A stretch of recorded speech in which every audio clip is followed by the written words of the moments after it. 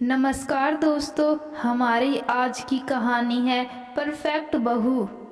अरे राघव, आपका टिफिन तो यही रह गया, कहकर बाहर की तरफ भागी निशा। पर राघव तो कब का जा चुका था। टिफिन नहीं ले गए, अब पता नहीं दोपहर में क्या खाएंगे। सारी गलती मेरी है, जानती हूँ उन्हें कुछ याद नहीं रहता, फिर रोज की तरह हाथ में क्यों नहीं पकड़ाया। खुद ही बड़बड़ाई जा रही थी निशा कि सासू माँ की आवाज कानों में पड़ी। निशा, मेरी पूजा खत्म हो गई है, नाश्ता बन गया हो तो लगा दे। टिफिन टेबल पर रख वह फटाफट परांठे सेकने लगी। अरे यह टिफिन तो यही पड़ा है। निशा, तुम्हारा ध्यान कहाँ रहता है आजकल?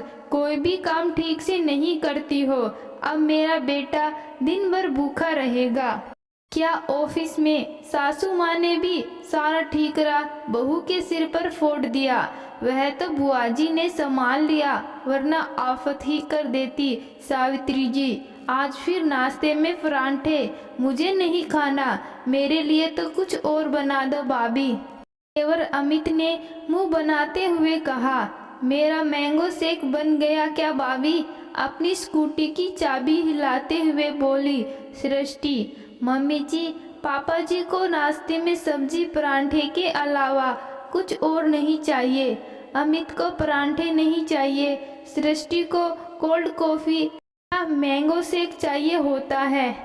पहले बच्चों का टिफिन बनाकर उन्हें स्कूल भेजो, फिर राघव के ऑफिस जाने की तैयारी, उसके बाद बाकी सबका अलग अलग फरमाइशी नाश्ता।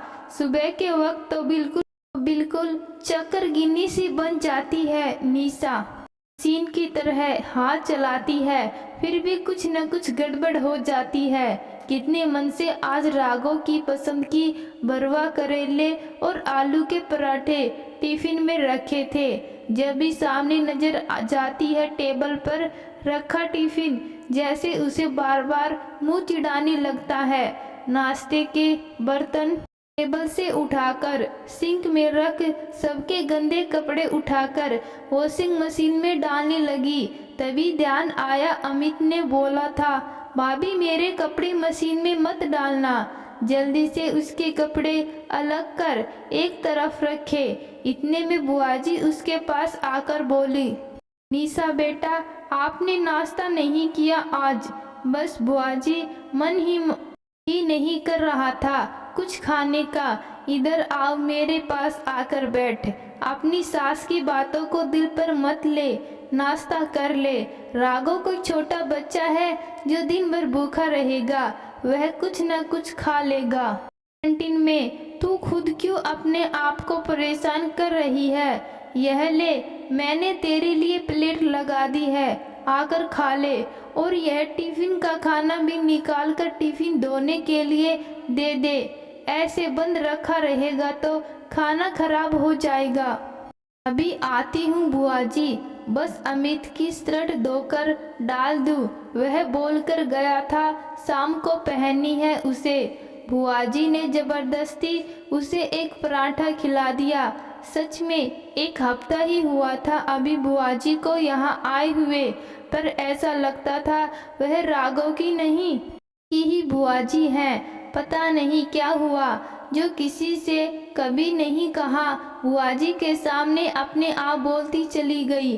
कितनी कोशिश करती हूँ सब कुछ ठीक करने की, लेकिन कुछ न कुछ कमी रह ही जाती है। आज राघव का टिफिन रह गया, कभी अमित नाश्ता छोड़कर चला जाता है। दिन पापा जी का रूटीन चेकअप करवाना था, मैं अपॉइंटमेंट लेना ही भूल गई।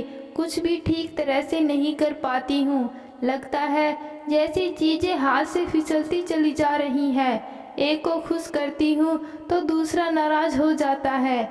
कौन कहता है कमी रह जाती है? मुझे तो कोई कमी नहीं लगती। तू जितना कर सकती है अपनी तरफ से पूरा कोशिश करती है।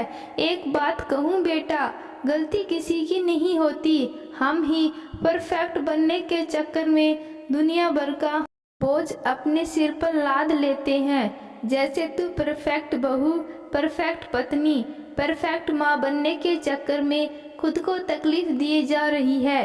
क्या अपने आप के प्रति तेरा कोई फर्ज नहीं है? शक्ल देख अपनी शादी में जब देखा था तुझे तो कैसा चेहरा चमकता था तेरा, और देख कैसा मुरझाया पड़ा है। कितनी अच्छी पेंटिंग बनाती थी तू पहले, सब तारीफ करते थे। जरा अपने शौक के बारे में भी सोच। सृष्टि और अमित अब इतने छोटे नहीं हैं जो अपने छोटे मोटे काम भी खुद ना कर सके।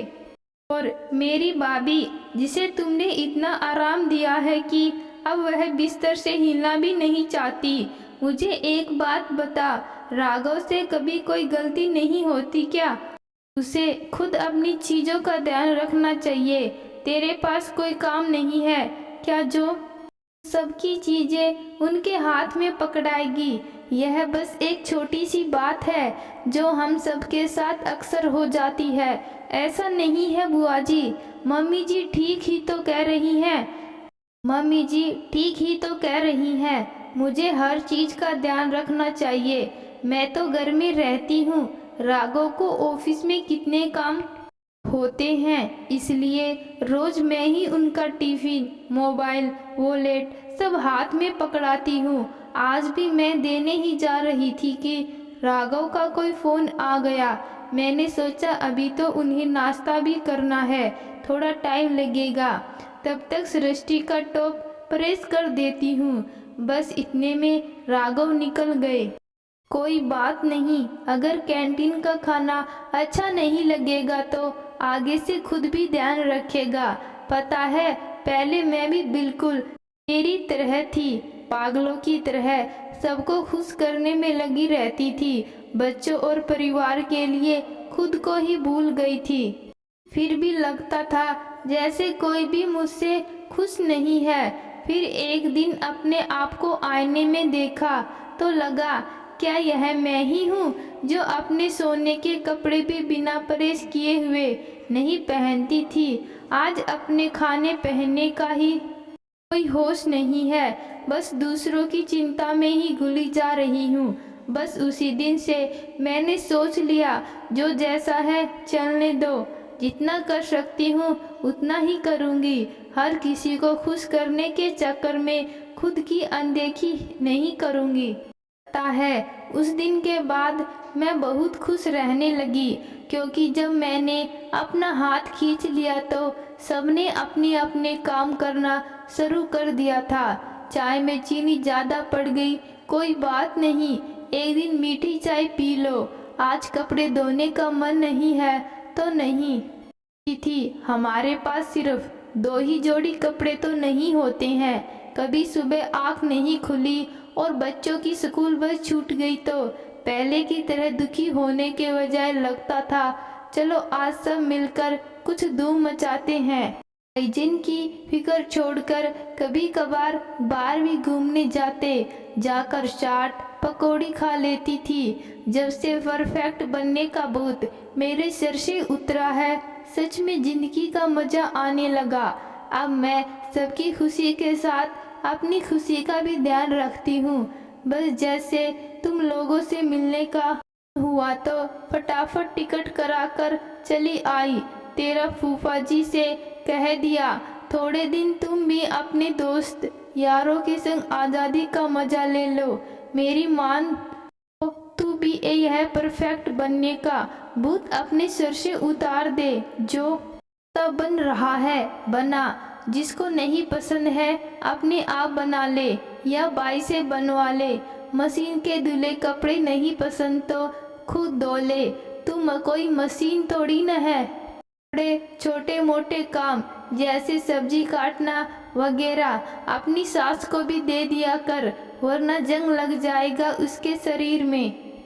और यह जो तू भागी फिरती है छोटे छोटे बच्चों को लेकर डांस क्लासेज तो कभी स्विमिंग क्लासेज, क्या जरूरी है कि दुनिया के सारे काम तेरे बच्चों को ही आए? अरे उन्हें शौक होगा और सीखने की लगन होगी तो बाद में भी सीख सकते हैं। 15 दिन रहने के बाद बुआजी तो चली गई, पर उसे जीने का जैसे गुरु मंत्र दे गई थी। उसने उनसे वादा किया कि अगले साल जब वह आएगी तो एक नई निशा को पाएगी।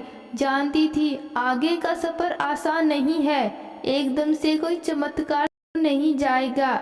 बहुत सारी अड़चनों का सामना उसे करना पड़ेगा, लेकिन अपने लिए, अपनी खुशियों के लिए एक कोशिश तो उसे ही करनी थी। अगले दिन निशा ने भी अपने कामों में हाथ खींच लिया और शीला के जिम्मे कुछ और काम सौंपे।